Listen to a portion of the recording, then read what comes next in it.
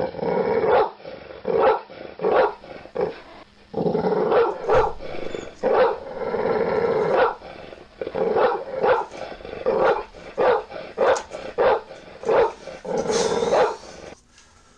YouTubers, Big Dog here. Thank you for tuning into another edition of Big Dog Movie Reviews. One real quick thing before we get started, I do like to apologize for the nasally voice. I am getting over a cold that has been absolutely murderous the past few days.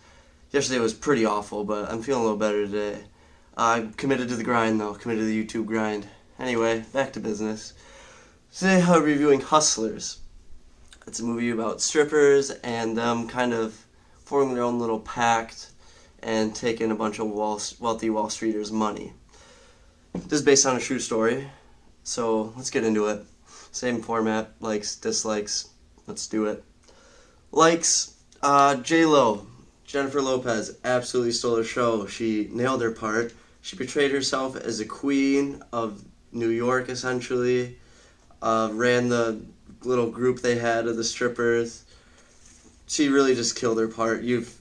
Had she not be so recognizable, I would think she was actually one of the girls who was in the actual act of doing this in the true story. She absolutely destroyed it and was by far the biggest star of the show. The story is told from an interview standpoint. It's like Constance Wu is getting interviewed after the fact, after this all happened. And I think that was kind of a really clever way to tell the story. I did enjoy it, especially there was a part where Constance's character and Jennifer's character didn't really talk for a period of time, and I thought it was a really good way. Because it was told in the interview standpoint, did a very good job of filling in the gap where they didn't really talk, and it's having it still work really well with the story. Excuse me. It worked really well with the story, and it just did a very good job of doing that. Constance's character's emotion during the interview, her character's name was Dorothy. You could tell she was very emotional during the interview with the reporter.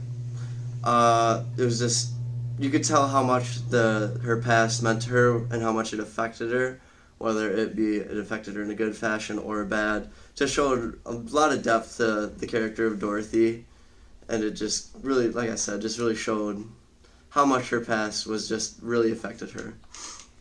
The ending sequence was, I think, very well done. When things were winding down and officially fell apart, I did enjoy just how they did things. I thought it was very well done when things were just like really crashing and burning for the group of strippers. I thought it was just really well done. I found that probably the most entertaining part of the movie.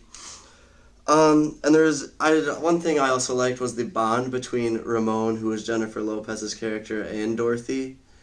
It just showed, especially at the end, you really got the feeling that they really do care about each other deep down, no matter what. And it just showed how much each other mean to them. And it was just like a sisterhood almost. They're essentially sisters, and nothing will ever change that, is the feeling I got from the movie. That's it for the likes, and now for the dislikes. I may be a stupid man, but to me personally, it was pretty unclear how they were getting all these nice things using these wealthy guys' credit cards. It wasn't very clear to me what they were actually doing until one of the girls was walking out of a hotel repeating a PIN number to herself.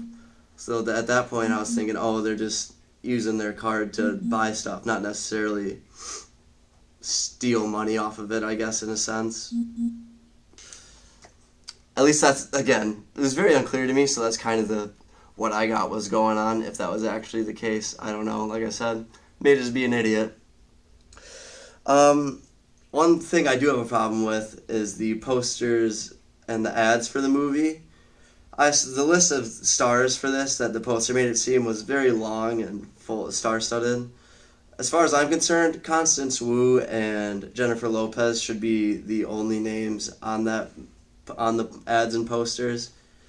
They were definitely, without a shadow of a doubt, the two biggest stars of the show. Like, I looked at a few posters before filming this even, just to confirm it.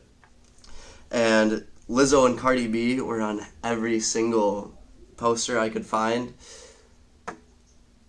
Cardi B was in the movie for at most 2 minutes. Lizzo at most 1. Not really worth throwing a name on a poster for that to get people's hopes up in that fashion. Just feel like it's kind of done dirty. Same thing happened with Matthew McConaughey in Wolf of Wall Street. It is a 3-hour movie. It was Wolf of Wall Street, and Matthew McConaughey was in it for not even at most a quarter of it. I feel like that's even a stretch. So I just kind of hate it when they prompt these big stars and they're in it for a microscopic point in the film. And it did just lack that thing you just can't put into words, that X factor, that pizzazz. It's just, it didn't just give you like a feeling of anything. It didn't give you any emotion during the movie, in my opinion. Or at least anything standoutish. It was just the general, you could tell who likes who, how much this person means to them. But you didn't walk out of that movie feeling anything special, whether it be anger, happiness, sadness. And I think that's honestly kind of a big red flag as to why this movie wasn't even that great. I'll just say right now, it just lacked that little special something. With that being said, it does earn a score. Hustlers gets a 5 out of 10.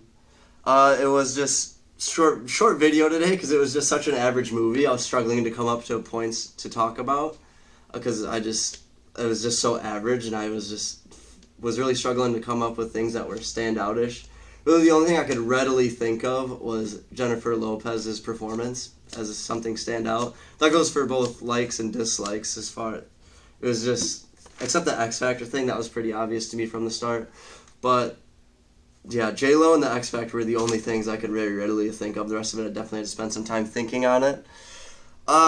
Go see it if you're bored. Otherwise, I wouldn't bother. If this leaves theaters without you seeing it, definitely not missing anything special, in my opinion.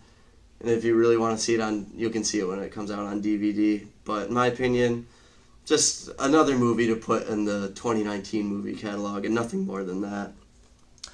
Like I said, short video today because didn't really have a lot to talk about with this movie.